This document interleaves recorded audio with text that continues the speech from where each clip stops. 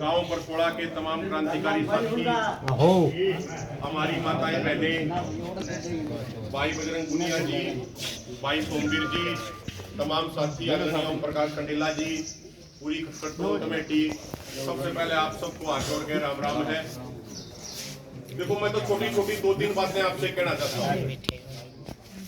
खटखट toll committee ने जो इस कार्यक्रम की शुरुआत करी है, यो कोई छोटा कार्यक्रम नहीं है। आने वाली पीढ़ी भी इस पूरे शहीद स्मारक से प्रेरणा लेंगी। बड़े बुजुर्ग हमेशा कहते आए हैं, हम तो एक बात सुनते आए हैं, कोई भी पेड़ है, उस पेड़ की मजबूती इस बात पर निर्भर करे है अब उस पेड़ की जड़ कितनी गहरी है, उस पेड़ की जड़ कितनी मजबूत है। पेड़ बेशक कितना हरा हो, पेड़ बेशक कितना ऊंचा हो, अगर पेड़ की जड़ कमजोर होगी, अगर पेड़ की जड़ गहरी नहीं होगी, तो उस पेड़ का गिरना तय है।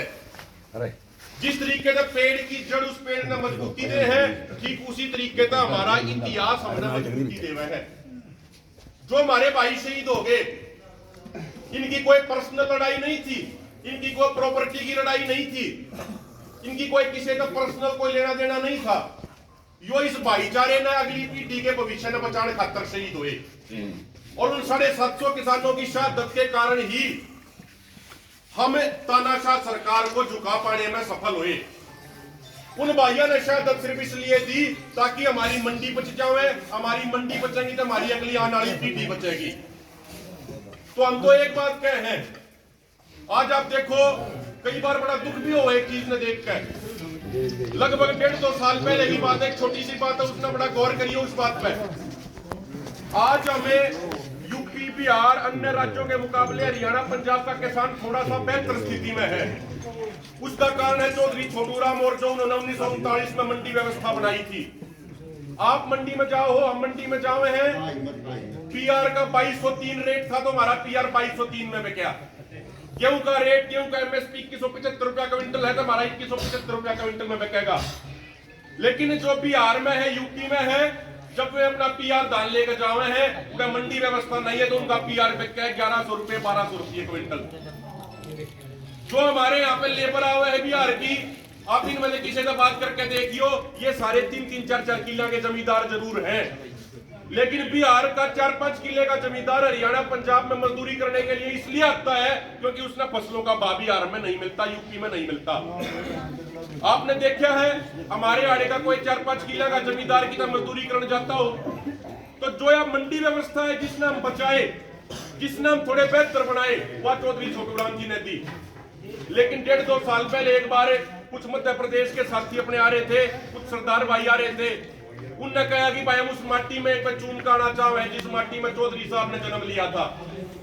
उनने लेकर जब हम गढ़ी सांपला गए, तो उनका एक म्यूजियम सा बना रखा है सरकार ने, जिसका कोई रख रखाव नहीं हो रहा, वो बिल्कुल पूरा टूटा फूटा है। उड़े भीतर गए तो एक रजिस्टर था जिसमें डेली की अटेंडेंस लिखा करते, भाई रोजाना कितने आदमी आए हैं। तो हमने देखा उस दिन 2 आदमी आए, उससे पहले दिन 1 आदमी आया, 2 दिन पहले एक भी आदमी उड़े नहीं आ रहा था।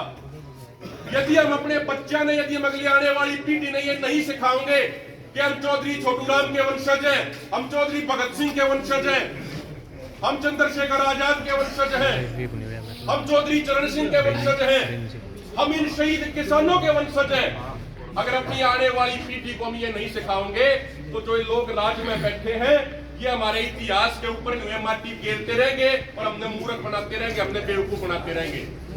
जो समाज अपने इतिहास से कट गया, जो समाज अपने इतिहास से टूट गया, उस समाज का पतन होना तय है, उस समाज ने बर्बाद होने का कोई नहीं रोक सकता। एक मैं आखिरी बात क्या कि अपनी वाणी में विराम दूंगा। साथियों, आप देखो कितने भी चले जाओ, आप कितने भी हरियाणा में चले जाओ, आप पंजाब में चले जाओ, आप यूपी में चले जाओ, किसी पुल का नाम है वो भी श्यामा प्रसाद मुखर्जी के नाम पे टेक दिया, किसी बिल्डिंग का नाम है वो भी दीनदयाल उपाध्याय के नाम पे ही सरकार ने टेक दिया। अरे भाई, हरियाणा में इतने किसान शहीद हो रहे, चौधरी छोटूराम हरियाणा के थे, हरियाणा के लोगों के नाम पे क्यों ना टेकते उनके नाम। और आपने बेड़ा हो, जिस श्यामा प्रसाद मुखर्जी ने आज किया सरकार हीरो बना रही है, वो श्यामा प्रसाद मुखर्जी 1941 में बंगाल की प्रोविंशियल गवर्नमेंट में ए.के. फजलुल हक की सरकार में फाइनेंस मिनिस्टर रहा। और ए.के. फजलुल हक कौन था जिसने भारत के बंटवारे का लाहौर रेजोल्यूशन पेश किया, जो ए.के. फजलुल हक 1954-55 में जाकर पाकिस्तान का आंतरिक मिनिस्टर बना। तो देश का बंटवारा करने वाले ए.के. फजलुल हक के सरकार में जो श्यामा प्रसाद मुखर्जी वित्त मंत्री था, उस श्यामा प्रसाद मुखर्जी ना हीरो बनाने लग रहे हैं। जो देश का बंटवारा करने वाले के गेल्या था, उसने आज जबरदस्ती मारे ऊपर थोपने लग रहे हैं।